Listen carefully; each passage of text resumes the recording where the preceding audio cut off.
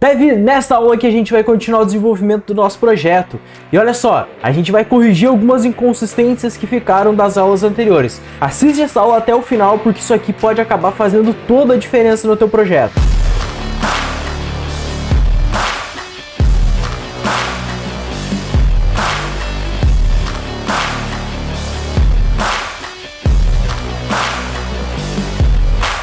Olá Dev, tudo certo contigo? Seja muito bem-vindo a mais uma aula do nosso curso de Next.js, Tailwind, CSS e TypeScript. Dev, nessa aula aqui a gente vai continuar o desenvolvimento do nosso projeto. Nas aulas anteriores a gente estava criando os nossos componentes, card, seção e tudo mais. Nessa aula a gente vai continuar com isso aí. E olha só, a gente vai fazer alguns tratamentos ali que vai fazer toda a diferença para o nosso projeto final. Então olha só, vou minimizar o meu rosto aqui e já vou te dar aquele aviso. Cara, se inscreve nesse canal aqui embaixo e ativa o sininho das notificações. Isso aqui ó, faz toda a diferença para mim, me ajuda demais aqui a me incentivar a criar mais conteúdo desse tipo aqui. Se inscreve aqui no canal, ativa o sininho das notificações e dá o like nesse vídeo aqui para fortalecer. E olha só, se fizer sentido, só se não for te atrapalhar, torne-se membro.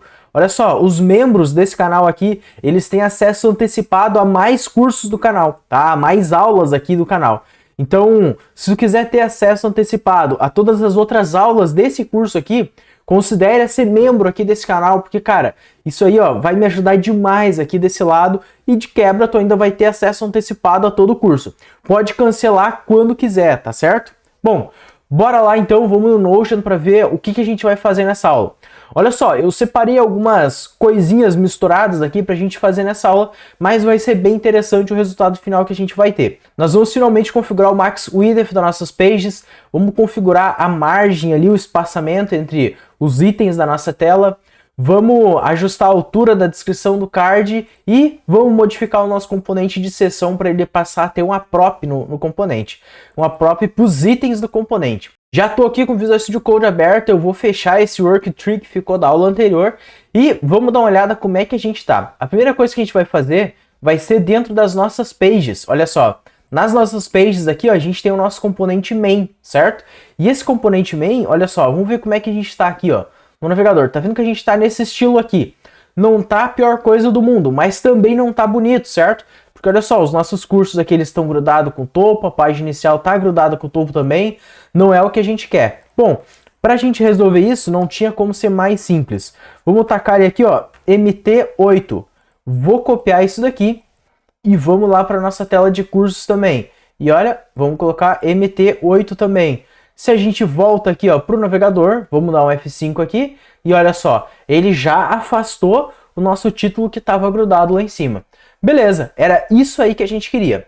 Agora, a próxima coisa que a gente vai configurar aqui vai com relação ao tamanho da nossa tela. Então olha só, olha o tamanho da nossa tela aqui, tá vendo? Ó? É 1000 e poucos pixels. E olha, quanto mais a gente aumenta o tamanho da nossa tela, maior ficam os nossos cards. E aqui, ó, até que não ficou tão esquisito assim. Só que se a gente for na página inicial, olha só, a nossa página inicial ela tá esquisita, né? Ele tá o card, o tamanho do card tá fixo aqui, tem esse vão e tudo mais. Então, o que é a forma correta da gente configurar isso daqui, tá? O que eu vou fazer vai ser configurar o max width no meio da nossa tela, para que o espaço onde vai os cards, ele não fique tão espaçado, tá? Isso aqui fica esquisito. Se vocês forem olhar, os principais sites que existem hoje, eles fazem esse controle de max width. Quer ver uma coisa? Vamos jogar teste aqui no Google e olha só. Tá vendo aqui, ó? Eu tenho um baita de um espaço de tela aqui. Só que tu percebe que tá em branco aqui? E olha só o espaço que é realmente utilizado pelo Google. Olha aqui, ó. É só isso daqui, ó. Só esse espacinho aqui. Se eu tirar o zoom para simular uma tela maior, olha só, mesma coisa, continua só o espacinho aqui. Ele até tem aqui o menu do usuário, né? Mas isso aqui é uma exceção. O restante, ele fica tudo centralizado. Então é exatamente o que a gente vai fazer, tá? No nosso projeto, inclusive aqui no nosso projeto oficial, né? Ó, pode ver que ele fica controlado aqui no meio da tela, né? Fica uma visualização mais bonita. Então, olha só, para a gente configurar isso daqui, a gente vai poder configurar de algumas maneiras, tá? Vocês lembram que nas aulas anteriores a gente viu sobre os breakpoints, certo? Pois é, nessa aula aqui a gente vai fazer vamos dar um passo além nessa parte dos breakpoints. Deixa eu pesquisar aqui, ó, por breakpoints Tailwind CSS, porque, ó, Customized Screens, beleza, ó, Tailwind 3.4.3, e olha só, aqui a gente tem os nossos breakpoints padrão, né, SM, MD, LG, XL e tudo mais, ó. Percebe que a gente tem aqui os tamanhos de breakpoint pré-configurado. Só que dessa vez eu vou utilizar aqui um breakpoint diferente do que a gente tem configurado aqui. E aí, isso aqui vai servir para te mostrar o que a gente consegue fazer dentro do Tailwind, além de apenas utilizar aquilo que ele já traz por padrão, tá? Se a gente descer aqui, ó, nesse menu lateral, tu vai ver que a gente vai encontrar aqui embaixo, ó, Custom Media Queries. E olha só, aqui a gente consegue configurar as nossas screens lá dentro, ou melhor, os nossos breakpoints, por exemplo, dentro do Tailwind Config.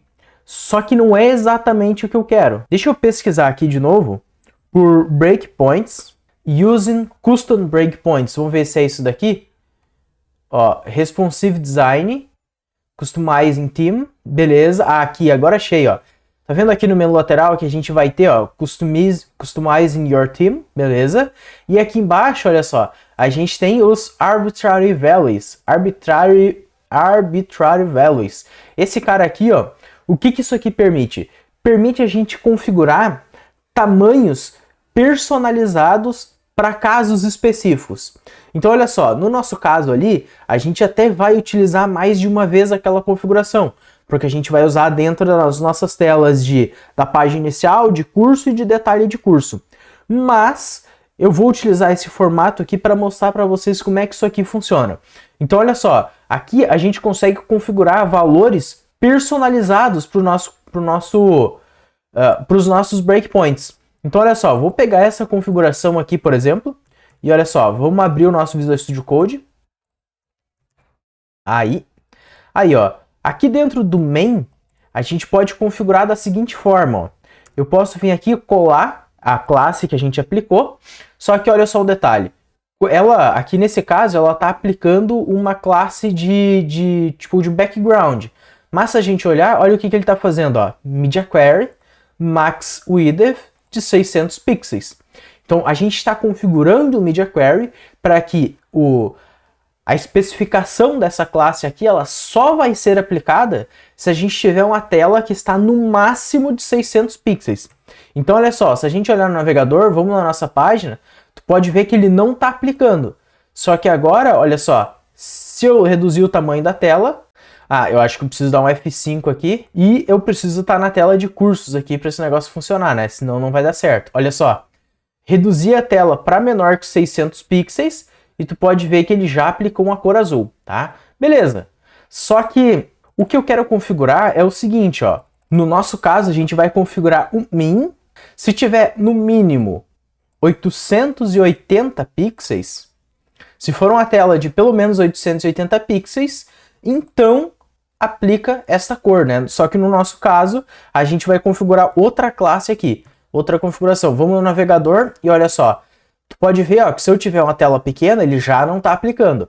Agora, se eu aumentar o tamanho da tela, olha só, se eu passar de 880 pixels, olha só, ele já aplicou a nossa classe, ele já aplicou a cor, certo? Só que é óbvio que a gente não vai deixar nessa cor. O que a gente vai configurar aqui?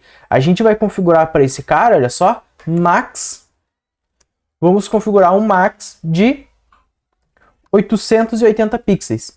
Ah tá, eu deixei o 2 pontos aqui, ela não vai funcionar, né? Ó, agora sim, não vai funcionar se eu não escrever o nome da classe corretamente. Então é max-w. Aí sim, ó. Ó, beleza. Mostrou o nome da classe aqui, max-w. O que a gente está fazendo, ó? Se a tela for de pelo menos 880 pixels, então ele vai aplicar a nossa classe e ele vai aplicar a nossa classe de Max Width. Então assim, ó, se eu tiver uma tela que ela é maior que 880 pixels, então ele vai limitar o tamanho do meu container em 880 pixels. Basicamente é essa configuração que a gente está fazendo aqui. Se a gente voltar no navegador, olha só, ele parece que está normal. Só que se eu aumentar o tamanho da nossa tela, pode perceber que ele ficou paralisado aqui. Aqui é a tela de cursos, então a gente ainda vai fazer um ajuste aqui para deixar mais interessante. Mas olha só, eu vou pegar essa mesma configuração aqui e vou aplicar na nossa página inicial. E voltando agora na página inicial, olha só o que acontece. Ele deixa os nossos cards travados aqui na página inicial também. E era exatamente o que eu queria. Só que tu deve estar notando que tá esquisito ainda, né? O ideal é isso daqui ficar centralizado. Como é que a gente vai fazer para isso aqui ficar centralizado? Muito simples. Eu vou fazer assim, ó. Eu vou adicionar uma div aqui. Essa div vamos colocar ao redor da nossa seção. E essa classe que a gente tem aqui, ó. Eu vou copiar todas essas classes aqui, ó. E vou passar para nossa div. Mas eu vou tirar o MT8 daqui. E daqui eu vou tirar a nossa classe de breakpoint. Então, ó, essa div aqui, ela vai controlar qual é a largura máxima da nossa tela. Agora, se eu for no navegador de novo, olha só, continua do mesmo jeito, como esperado, na verdade. Só que o que a gente vai fazer? Esse cara aqui, ó, vai ser flex, e a gente vai dizer que ele vai centralizar os itens dele. Se a gente voltar aqui, eu acho que ele... Vamos dar um F5 aqui para garantir. Eu acho que ele ainda vai estar errado, porque precisa ser um justify. É um justify center. Vamos ver?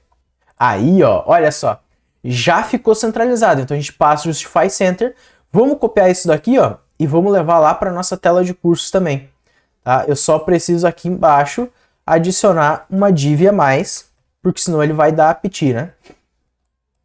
Aqui, ó, apaga um return que ficou sobrando. Beleza.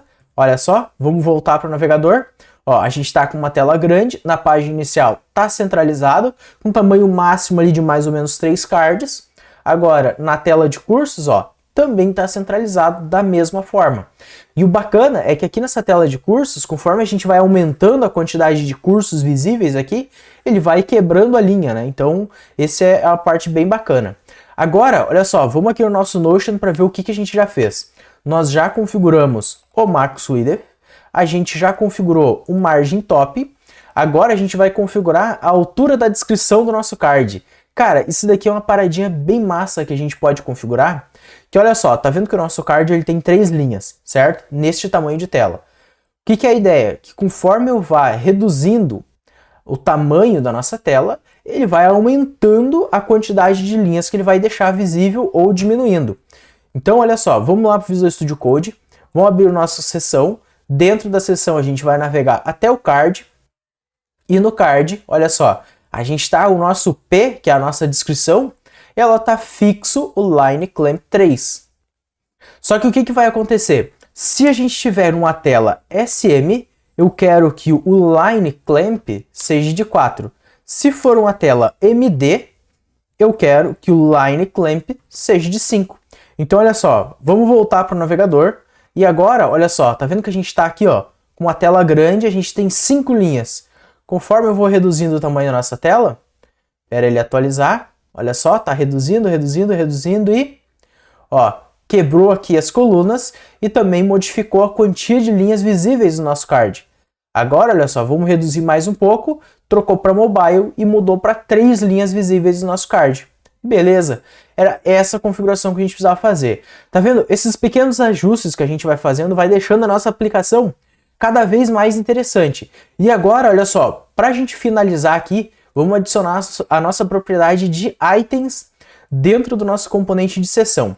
Cara, essa parte aqui vai ser complicada de configurar. Nem tanto, mas vai ser interessante a gente ver como é que a gente vai fazer isso. Primeira coisa, na nossa propriedade aqui, ó, no nossa interface de session, eu já vou colocar items. E esses itens que ela vai receber, o que vai ser esses itens? Vai ser uma lista, mas uma lista de quê? Vai ser os itens que a gente vai renderizar. O que são os nossos itens nesse caso, né?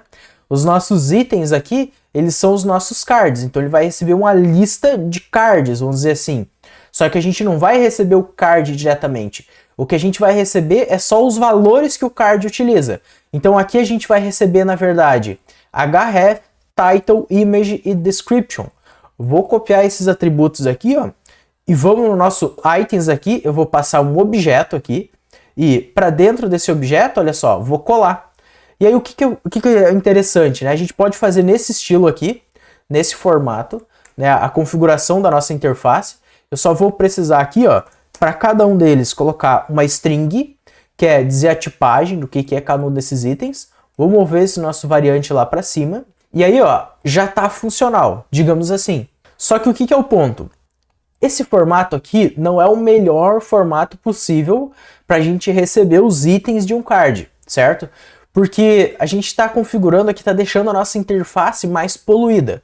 O ideal aqui, a melhor coisa seria a gente criar aqui uma interface chamada iCard, tá? E essa iCard a gente recebe aí as propriedades do nosso card. Só que olha que interessante, né? Isso daqui funciona, daí a gente passa o nosso iCard para cá, tá? E a gente tem uma lista de itens que são cards. Só que o que é interessante é o seguinte, a gente já tem essa interface configurada, certo? Que é essa aqui, ó, iCard Props. Então o que a gente pode fazer com essa interface? Vamos dar um export nela, do iCard Props, vamos fechar esse cara aqui. E aqui, ó, em vez da gente utilizar essa interface que a gente acabou de criar, que ela vai acabar ficando duplicada aqui, a gente utiliza o nosso iCard Props. Por que disso? Porque, olha, a gente precisa exatamente dos itens que tem dentro do nosso card. Então a gente já utiliza a própria interface do card. Porque se a gente adicionar alguma propriedade no card, ela já vai reclamar também no nosso componente de sessão, tá? Esse ponto aí é bem interessante para a gente manter a coerência do nosso projeto. Agora, uma coisa que a gente precisa fazer é o seguinte, ó. Percebe que aqui, ó, a gente duplicou 3 vezes o conteúdo do nosso card, certo? Bom, eu já vou começar apagando esses dois de baixo. E esse cara aqui, ó, primeira coisa, o nosso href, eu vou copiar esse cara. Vamos começar pela página de cursos. Ó, vamos aqui na página de cursos, certo? E aqui, ó, tu pode ver que ele tá reclamando, já o componente de sessão tá reclamando. Por quê? Porque agora ele está esperando, olha só, uma propriedade items. Para essa propriedade, a gente precisa passar uma lista. Para essa lista, a gente precisa passar objeto. E nesse objeto, a gente precisa passar o href, que foi o que a gente copiou, certo? A gente precisa passar mais alguns itens, que é o title, o image, e a gente precisa passar o description. Olha só, já parou de reclamar. Só que aquele detalhe, a gente vai passar aqui os valores corretos. Então, ó, vamos no nosso section aqui, vamos expandir o card, vamos pegar o nosso title que a gente tem aqui, vamos passar o title para esse cara, beleza. Agora, no image, vamos pegar a imagem, vamos passar aqui, e nesse outro aqui, ó, aqui a gente vai sofrer, né? Mas vamos pegar a nossa descrição que a gente tem aqui, e vamos passar aqui para a parte da descrição. Olha só, fica um troço gigantesco, mas tu percebe que a gente está começando a parametrizar as coisas, beleza? Então, com o tempo, a gente não vai ter mais isso daqui. Agora, outra coisa que eu já vou fazer aqui, ó, vamos duplicar esses caras aqui, ó, esses objetos, olha só, deixa eu puxar aqui de volta, olha só, eu tenho 1, 2, 3, 4, ó, eu tenho 4 cards. Já começou a ficar mais interessante da gente trabalhar com o nosso componente. Agora vamos voltar para dentro do componente de sessão. E aqui, ó, vai ser interessante. A primeira coisa que eu vou fazer vai ser tirar essa descrição aqui maluca, ó. Vamos deixar só um texto aqui por enquanto vazio. E olha só, tá vendo esse conteúdo que a gente tem aqui? Isso daqui a gente vai precisar repetir essa estrutura para cada item que a gente recebe ali nos itens. Então, beleza, vamos receber os itens aqui. E aqui dentro, ó, para a gente repetir essa estrutura, vamos usar itens.map. Aí a gente vai pegar o item, que é um item só. Aqui a gente vai passar parênteses. E dentro dos parênteses, olha só, muito simples. A gente só passa o nosso LI, tá? E agora esse LI aqui, pode ver que ele já vai estar reclamando aqui, ó. Vai estar acusando algum tipo de erro. Se a gente deixar o mouse em cima, ó, missing key prop for element in iterator. Então a gente precisa passar uma propriedade key para o nosso componente mais externo. Então aqui a gente vai passar o key, vai ser igual a item.title.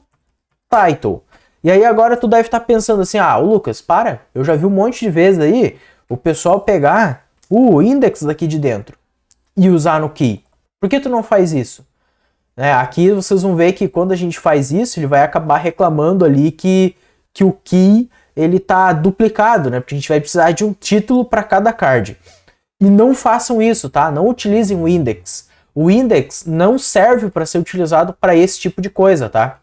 Por quê? Porque quando a gente tem essa lista, o React ele trabalha da seguinte forma, ele renderiza os elementos e ele coloca uma chave para cada um dos elementos.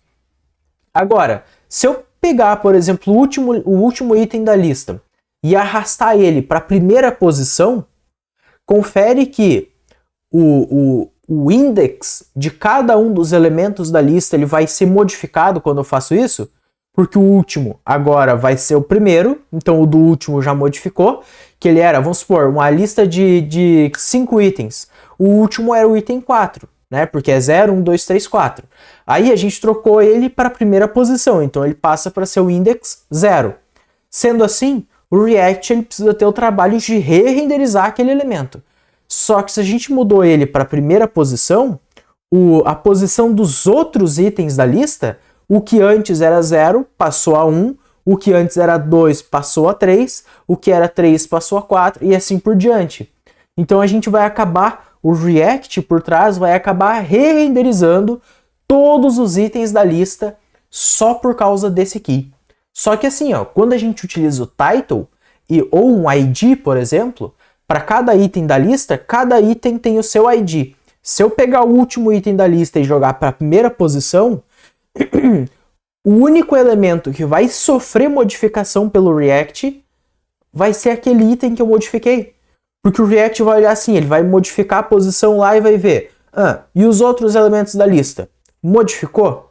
Não. O key continua igual. Então ele não precisa re-renderizar. Isso aqui, ó, melhora pra caramba a performance da tua aplicação. Principalmente se tu tiver uma lista muito grande. Que no nosso caso aqui, talvez acabe não acontecendo. Mas, se tu tiver uma lista muito grande, pode ter certeza que isso aí vai dar problema para ti. Beleza? Seguindo em frente, a gente pega o nosso title aqui, ó, já vamos passar aqui pro title. A gente precisa passar as chaves aqui. Ó, já vou passar para cá também. Em vez de ser title, vai ser href, beleza.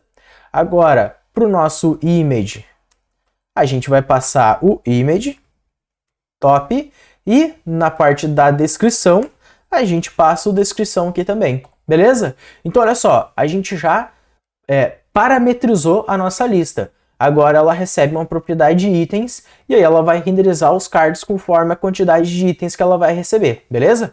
Posso fechar esse cara aqui, ó, e isso daqui, olha só, esses nossos itens aqui, eu vou dar um Ctrl C nisso daqui e a gente vai, ó, na nossa página inicial e vamos colar aqui também, tá? E aí ficou um troço esquisito pra caramba, né? Tá bem feio isso daqui, mas em breve a gente vai resolver isso daqui, tá?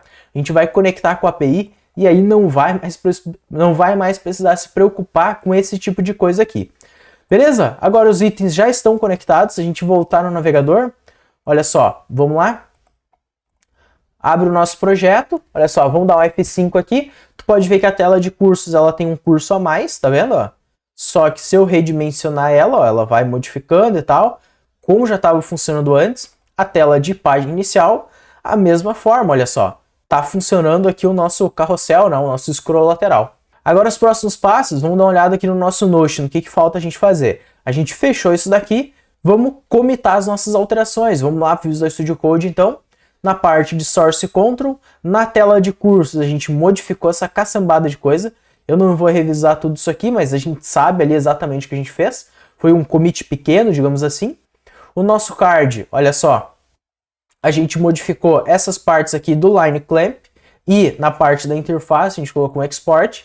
E no section a gente modificou a interface que a gente passou a receber aqui. Então a gente adicionou items, adicionou aqui e modificamos aqui o nosso card, né? Agora ele passa a ser repetível ali, né? Ele tá mapeado, ele tem um map, beleza? E olha só, vamos comitar aqui.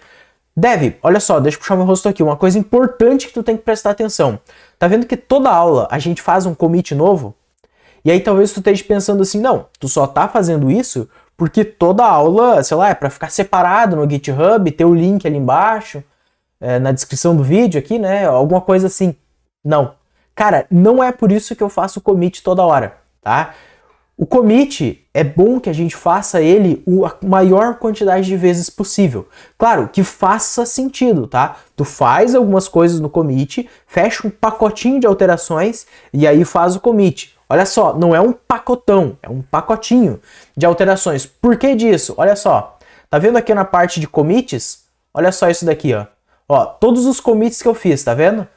E se eu precisasse conferir quando eu fiz qualquer uma das coisas, como é que a gente fez o Navigation Drawer? Olha só como é que a gente fez ele, ó.